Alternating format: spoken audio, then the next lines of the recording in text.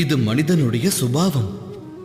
அவன் தனக்கும் தன் இல்லத்தாருக்கும் சந்ததியினருக்கும் அளவற்ற சுகம் கிடைக்க வேண்டுமென்று ஆசை கொள்கிறான்.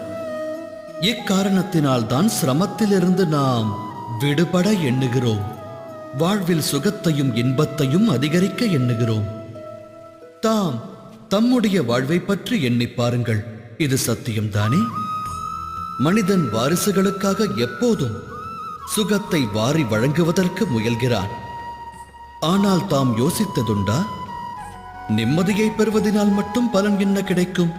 சுகத்தினை வாழ்வினில் அடைவதால் மட்டும் ஒருவர் வாழ்வு எவ்வாறு சிறக்கும்? கடின காரியம் செய்யும் போதே உடல் வலுப்பெறுகிறது. புத்தியானது சிக்கலான சூழல் பற்றி ஆலோசிக்கும் போதே தெளிவு பிறக்கிறது. இது அனைவருக்கும் உள்ள அனுபவம். ஆனால் ஒன்றை மறக்கின்றார்கள். மனமும் ஆத்மாவும் கடின நிலைகளை சந்திக்கும் போதே அவை அதிக பலம் கொண்டதாக மாறுகிறது.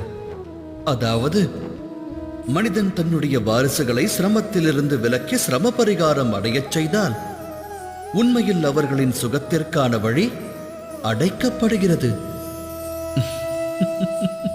சிந்தித்து செயலாற்றுங்கள்.